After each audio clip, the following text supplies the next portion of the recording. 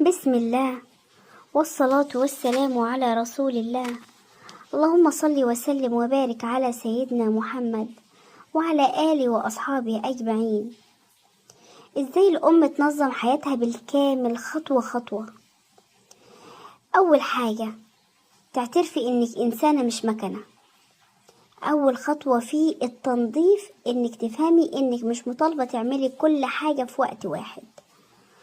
قبولك إن في أيام هتأثري شوية هو اللي بيخليكي تكملي مش تنهاري. التنظيم مش كمال، التنظيم استمرارية. رقم 2، ثبتي مواعيد أساسية في اليوم. اعملي 3 مواعيد ما يتغيروش: ميعاد نومك ونوم الأولاد، ميعاد للأكل، ميعاد للصلاة.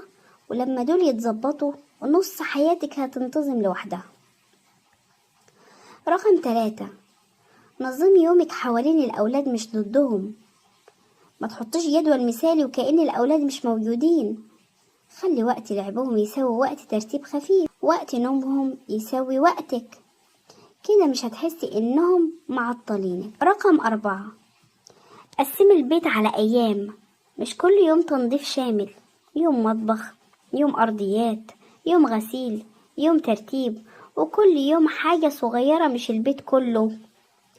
اعملي قائمة مهام واقعية، مش 20 مهمة في اليوم، 3 أو 5 مهام بس، وأهم حاجة اكتبي اللي خلصتيه مش بس اللي لسه. اهتمي بنفسك كجزء من الروتين مش مكافأة بعد التعب، لا ده حقك. شاور هادي، لبس نظيف حتى لو في البيت، كريم، تسريحة بسيطة. الأم المرتبة من جواها بتعرف ترتب حياتها.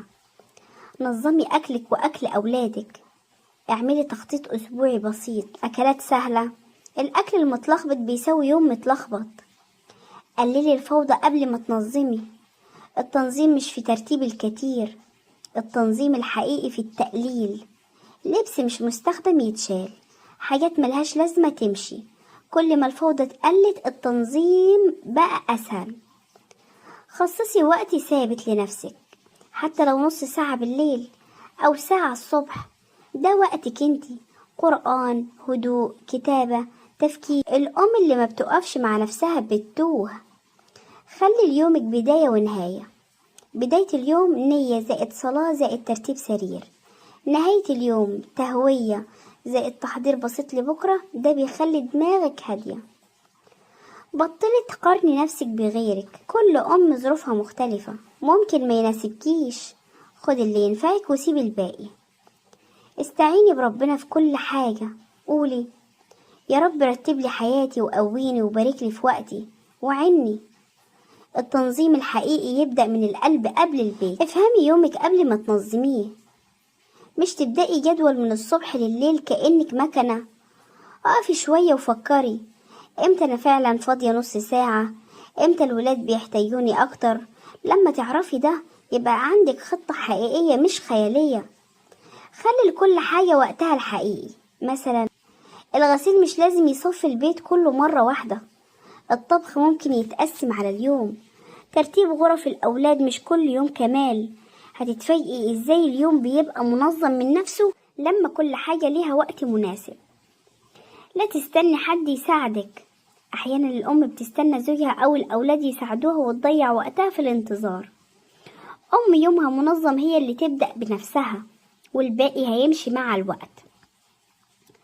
اجعلي التنظيم بسيط جدا، مش لازم كل حاجة تكون على ما يرام. لو ركنت لعب الأولاد في مكان معين كفاية. لو المطبخ مش المهم يكون نظيف عمليا. التنظيف الحقيقي هو اللي يسهل حياتك مش اللي يرهقك. اقبلي الفوضى، مش كل حاجة هتمشي على مزاجك. في يوم الأولاد بيبقوا مبلولين أو بيتوسخوا، ما تخليش ده يحبطك. تنظيمك مش معناه مثالية، معناه إنك تعرفي تتحركي وسط الفوضى.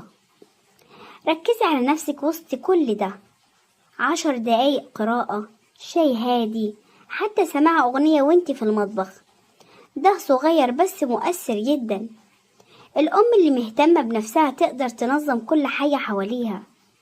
جهزي احتياجات اليوم من الصبح، مثلا تحضير الملابس، تجهيز شنطة المدرسة، تحضير وجبة بسيطة. لما الصبح يكون جاهز باقي اليوم هيبقى سلس. ما تقيسيش نجاحك على الآخرين، كل أم ظروفها مختلفة، صحة، أولاد، دعم. لو أم أخرى مرتبة أكتر منك ركزي على تحسين يومك خطوة بخطوة. روتين صغير قبل النوم، حضري غدا، رتبي المطبخ، شوفي 5 دقايق لنفسك، ده هيديكي شعور ان اليوم اتظبط حتى لو كان كله فوضى. التنظيم النفسي اهم من التنظيم المادي. فكري في اولوياتك، وقتك، صحة الاولاد، صحتك النفسية. مش لازم كل بيت مرتب زي مجلة، المهم ان كل واحد يعرف مكانه ومواعيده. لو انتي ام ومش عارفة تنظمي يومك وسط اولادك وشغلك وبيتك، افتكري حاجة واحدة، التنظيم مش صعوبة، التنظيم هو تعرفي تبدأي بخطوة واحدة صغيرة كل يوم. ابدأي بنفسك، خصصي وقت لنفسك، رتبي يومك على قدك وما تخليش أي فوضى توقفك. ركزي على المهم واطلبي المساعدة لو قدرتي، وخلي هدفك يومك يكون سلس ومريح ليكي ولأسرتك. زي المجلات، خدي كل يوم خطوة خطوة، وحافظي على هدوءك النفسي، لأن الأم اللي مرتبة هي اللي بيتها ومنزلها بيتنظم. لو عجبك الكلام وعايزة تستمر في نصائح أكتر من تنظيم الحياة، ما تنسيش تعملي اللايك وسيبي تعليقك بأفكارك أو تجاربك، واشتراك في القناة علشان يوصلك كل جديد. وإلى اللقاء، إلى فيديو جديد إن شاء الله، مع ألف سلامة.